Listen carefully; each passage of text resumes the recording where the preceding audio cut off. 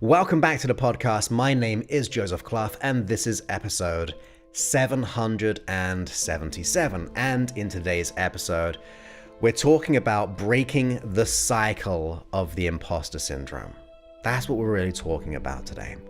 I want us to just kind of think about simple things that we can do to make a big change in our life when it comes to the anxieties, the worries, and the doubts, and all those types of things. Now, as you may or may not know, but let's have a quick rundown. Imposter syndrome is almost like the fear of being found out. Being like an imposter in your job, in your career, as a partner, as someone like a family connection, a friend. You just don't feel good in yourself. In fact, everyone can actually say that you are amazing in every way, but on the inside, you won't really feel it. You'll feel like it's not true. And you might even start to people please and try to over deliver, because that's what imposters do. They try to gain validation by the things that they do and hopefully in the feedback in return, but they never quite really feel it on the inside. So just so we know, that is what we're talking about. And also that can create worries, anxieties, and fears, like the fear of rejection, the fear of failure, the fear of success, the fear of not being enough, not being worthy, not being deserving, not being of value, not being capable. You fill in the blank. We know the imposter syndrome is a scary place to be because we don't feel like who we are, who we really want to be. We don't feel that quite authentic, or we don't believe in ourselves. So it does tie into our belief systems, right? The I am not good enough, I am not worthy, I am not deserving. But you got to remember this.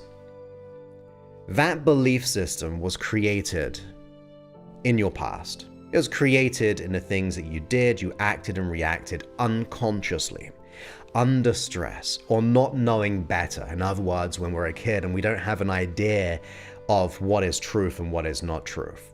And we can assume other people's opinions to be true. So if you had high expectations growing up, like you got to do really well at school, or the opposite, where people just put you down, as in like your family, making you never feel like you're enough. And it's easy to understand as to how we'd come to the conclusion and therefore feel like an imposter. Now, when we think about that, there was a time when we didn't have it. And then we had lots of this evidence from people or the situations we were in. Maybe you went for a bad breakup and then you went for another one, or you didn't get that job and you then didn't get that job again. All of those things just reaffirm it, and then you start to believe it. So it could be a one-time event where someone said something, you go, oh my goodness, I'm not worthy, deserving, or enough, or I'm an imposter. Or on top of that, it could be a gradual over time where your unconscious mind assumes that belief system to be true. Now, that's not knowingness though, right? That's a belief. You see, beliefs will come and go. Sometimes you believe in something, sometimes you don't. As a kid, we believed in many different things to be true, right? But then over time, we may realize some of those things not to be true. You might have had a certain belief about yourself or about something, and it changed over time. So remember, you are not stuck forever. You're not broken. You're just in a state of mind right now. And that state of mind of feeling like an imposter is not a fixed state. It can evolve, it can change. And here's really good news for us. I want you to realize there's possibilities of transforming. And I don't care if you've worked with 10 other practitioners. I don't care that you've tried every book under the sun. I don't care if you tried the podcast or anything like that. And by I don't care for that result, because it doesn't mean that you are at fault or the person was at fault. You just haven't found your right way. You haven't found the way which will be sculpted and molded for you. So remember, you're not broken. And this is good news. We've just got to interrupt the strategy of the unconscious mind. So today I want to just go over a few ideas that will hopefully do just that. I'm not promising you the world here of that transformation because it is a podcast episode and you're way, way away from me, I'm sure. For a lot of you, some are live on this podcast right now on YouTube, but of course those on the podcast or the app will be getting this in a couple of weeks' time. And it's sometimes hard to be able to give you the customized solution. That's why I have my program, right? So we can do that. But I still want to have a high expectation of what we can do to make the transformation. If it takes time, I don't mind. Better than spend a little bit of time on yourself, rather spending a whole ton of time in the imposter syndrome for the rest of your life. That to me is not a place where I'd like you to be. I want you to wake up today. So first of all, as always, let's get back to basics. You must assume responsibility for who you are right now. Now, I'm not saying that other people get let off. I'm not saying all the hurt, the abuse, being told things, I'm not letting them off the hook. In fact, we're doing the opposite. We're actually saying, I'm more than that. You're actually proving to the world how powerful you can be when you assume the responsibility to start changing in this moment. So that is really the first step. But then with that assumption, it means we're becoming consciously aware of our situation. We're becoming consciously aware that you can make the change. Yes, it's good to get help. I know that to be true. I'm not saying you've got to do this by yourself, but it does start with you. You've got to be the instigator of change. You've got to be the assumption of that responsibility. And that is an awakening within itself. And the reason why that's important to me is that you've got to be conscious of the strategy of how you interact with the imposter. Let's just stop and dissociate for a moment. Like I said, it's not like you are broken. It's not like you are unfixable. It's not like you are the imposter. You feel like one. Even when we go, I am not good enough or I am not worthy, it's still, it's an identity statement, but it's not who you are. You can change that at different times, right? Because there's a time you didn't have it. So recognize, become conscious of how you almost interact with the imposter syndrome. How are you connected with it? How are you interpreting it? How are you communicating with it? And what I really mean by that is understanding the mechanisms of the mind. You see, if nothing else existed in reality and you were just consciousness, you wouldn't feel like an imposter. Why? Because you always were here. There's no separation, so your beingness, you're whole because there's no separation. Like if nothing else existed in reality and you were just consciousness, or there was no separation, you wouldn't feel like an imposter. So when we think about it in that way, which can be a bit of an epiphany by the way, it makes us realize actually it's how I interact with the reality around me. It's how I interact to those people. It's how I interact with those triggers from the inside to the external. When I see someone, it makes me feel this way. When someone says something, it makes me question or doubt myself. So become conscious, become lucid in how you interact with the experience of the imposter syndrome. Do you remember when I said it's a state of mind? A state is always changing. It can be fixed for a while, but you're not always in it. You can watch a movie and for a moment you may forget about the imposter syndrome. You could have a celebration or someone could say something and in that moment it all falls away. So remember, it's a state of mind which comes into play. It comes awake almost, and it becomes awake with that interaction with reality. So ask yourself, how do you know when it's time to feel like an imposter? Which is a weird question in itself. But notice the strategy of it. It's a step-by-step thing. This happens, I feel this way. Someone says this, it causes me XYZ thoughts. Notice those triggers. Notice, is it brought about by certain people? Is it brought about by certain circumstances? In certain areas? Are there certain things that you say to yourself which becomes the story of the imposter? All we're doing is waking up. We're waking up as to how we do what we do, how we think, how we connect, how we associate with the imposter. Now, when we have that interaction with the imposter, that part of us which doesn't feel enough, and I'm going to say part of us. Like I said, it's not who you are. Maybe it's that part of you as an 8-year-old who was told that you're not enough and you're not worthy. It's only a part of you which plays out sometimes. It can be a long time, like throughout your day, but it's still that state of mind and a part of us which comes out to play in a not very nice way. But when you notice it, you have an opportunity to start doing something about it. You've maybe been a passenger to it. You've become like, oh, this is normal. Like when I have this thought, that's reality. That's who I am. When someone says this, of course I was never enough. That's what I got to keep on trying to do things to get external validation. Like we've got to understand it's a strategy, and therefore we have to interrupt that strategy. So ask yourself, how can you interrupt it?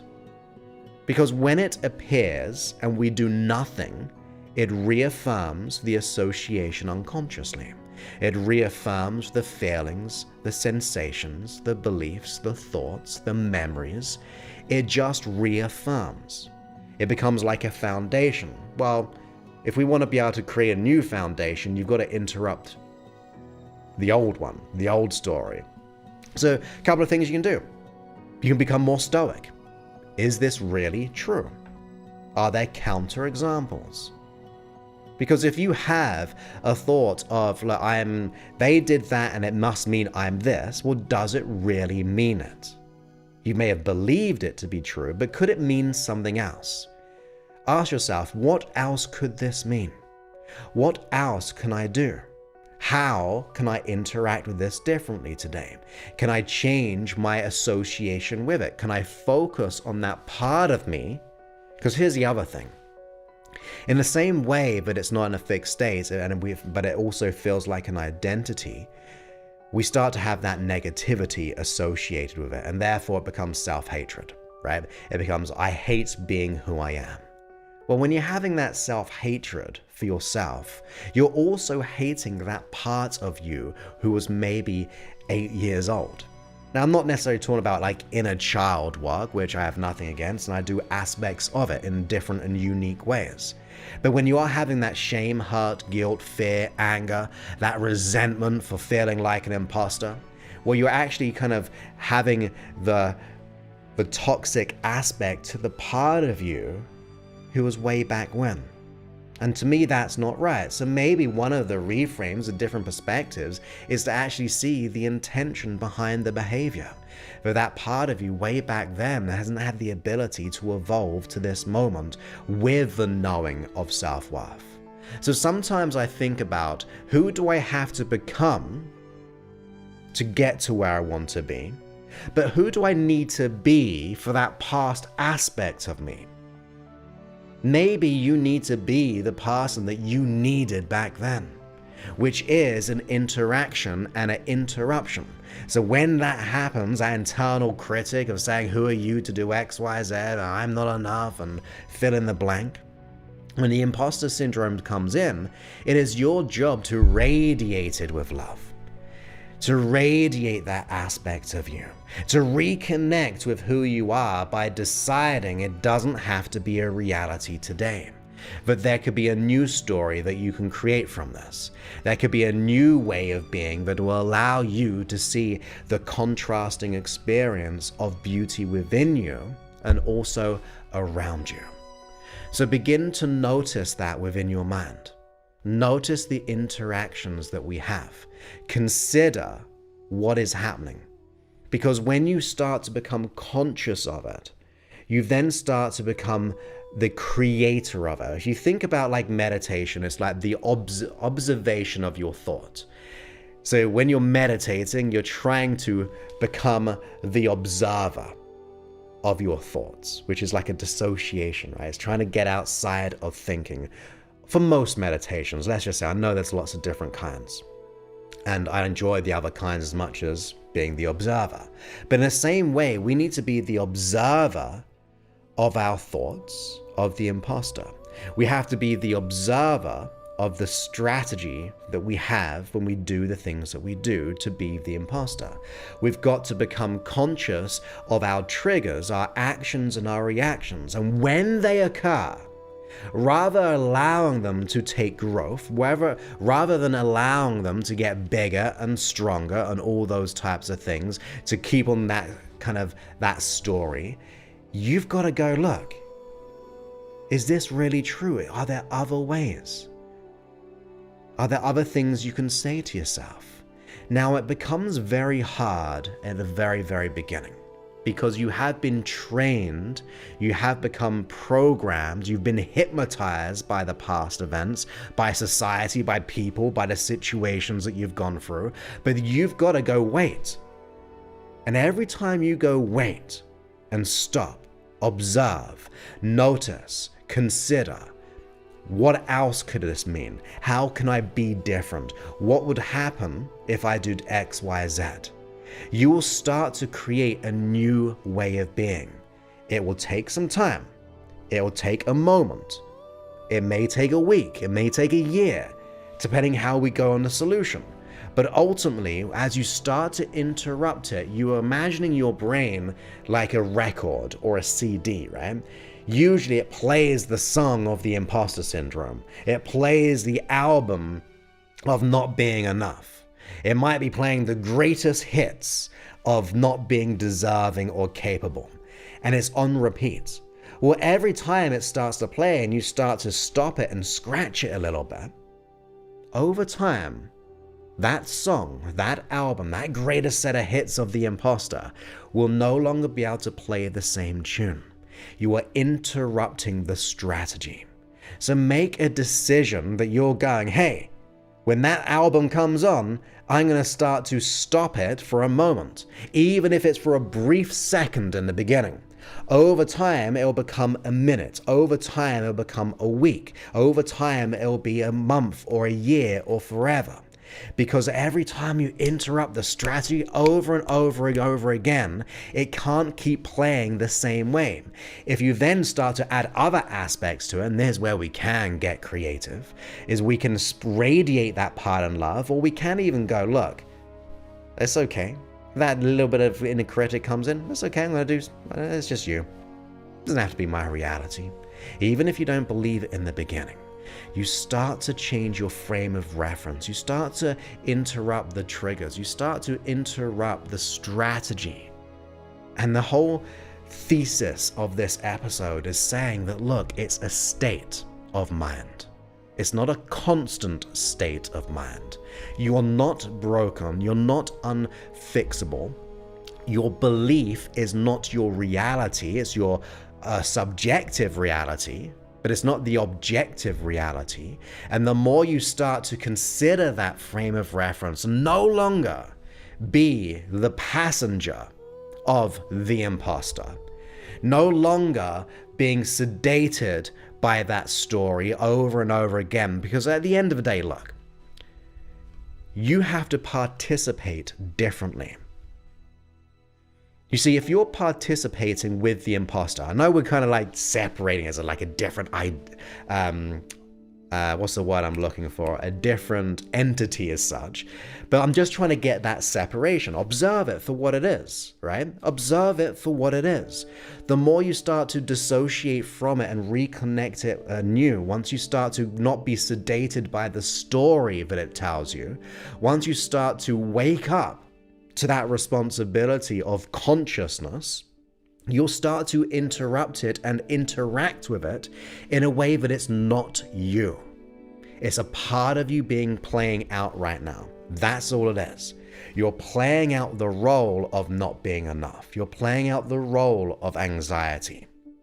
It reminds me very quickly, as children, you would always talk I'm not a parent, but you say, stop acting stupid or stop being stupid, right? So there's a difference there. You're acting out stupidity as a child, or you're being stupidity, that as more as an identity, right? You need to be able to get to a place of realizing that this is an act. It's an act which fits with the imposter because we feel like we're acting out.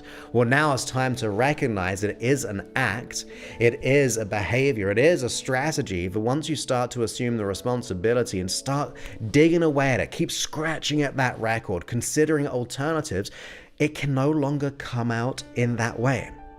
So just remember that. Now, of course, we need to be able to maybe do some deeper work, but that is some helpful things we can start to do by just waking up, being conscious, considering alternatives, and recognizing that you can radiate that part of you which runs this with the love that is always needed. Not only be the person that you need to be to get to where you want to be, but be the person that you needed back then in the past. Now, of course, if you ever need my help with this imposter syndrome, if you ever feel like not good enough or deserving or capable, you may think, actually, I'm going to do so. Here's the other quick thing. Imposters do everything for everyone else. Maybe it's time to do something for you, to invest in you, because that is going to transform everything. And if you are ready to have that wake up call and invest in yourself, to put yourself first and go all in, then you can have an opportunity to potentially work with us in a fully customized and tailored experience to let go of the imposter syndrome, the anxiety, all of those things at josephclough.info/talk. Now, when you go there, you'll book a time to speak with us, and then you will also fill out a quick application form. And then on this free breakthrough call, we'll get clear on exactly what's kind of coming up in your mind, what's the resistance, and also exactly what you need or want to be, and then figure out what the cause is, hopefully, to then come up with a strategy. And if you're a good fit, we might invite you into a program. Of course, there's an investment. It is fully tailored and customized to your unconscious mind. We meet the issue where it lives. So maybe it's your time to invest in yourself. And I have zero hesitation. People say, why are you trying to sell me things? I'm trying to sell you a future of transformation. I'm trying to sell to your unconscious mind to recognize that you are beautiful, that you are worthy, you are deserving. You can be abundant. You can live the life that you want. That's the story, which I would say a story of truth, because it's my personal truth, is what I want for you. I want you to be the example of what can be done. I want you to make the ripples far and wide, whether it be big ripples or whether it be for your children, whether it be that you don't pass down those same stories because they model humans. Remember, when you think about it, when the issue was created within us, we could have been very young. And maybe there have been repeats, your parents or whoever your guardians repeated the same story. We need to interrupt that story so we don't pass it down to generations to come. We want to be able to make an impact in our career or our business, or have a deep connection with our partner, knowing we can be vulnerable and safe, to know that we're worthy and deserving of love. Now, if that's a bad thing, then hey, I'm at peace with that. But I generally want you to get out of pain. That's my goal. That's my dream. That's why I do what I do for free. And that's what I do for my main 8-week system, so you can get the customized support that you need. So once again, that is josephclough.info/talk. But with that, my friends, no matter what you decide, start to wake up to the strategy, the state of mind. Be the observer of the triggers and wonder how you can interact with your unconscious mind, that part of you which plays this out. And that means you don't have to be an imposter anymore. And to me, that's good news. So with that, I look forward. Oh, and by the way, if you ever enjoy any of my podcasts, if you get some bit of value from the app, if you enjoy it a little bit here and there, then please go ahead and leave a review on the podcast and the app. On the podcast, you just go to the podcast app and just go ahead and click into that and leave a review. Same thing when it comes to the hypnosis app. You go to your app store, you search my name, Joseph Clough, CLOUGH, or hypnosis. That usually comes up pretty quick. Joseph Hypnosis, something like that. And you click into it, and then you scroll down, you see some reviews, and it will say rate and review. If you do that, maybe together we can create all these ripples. My work, I'm happy to do as much free stuff as possible. And maybe we can help someone who really, really needs it right now. And maybe your words will inspire them to do something about their life, to assume responsibility, no matter what they're going through. But with that, I'd be very grateful if you did that. But if you don't, please enjoy my work, and I look forward to speaking to you in a future episode. I'm going to speak to everyone else on the live stream, and maybe you'll catch us there too one day. So many thanks, and goodbye.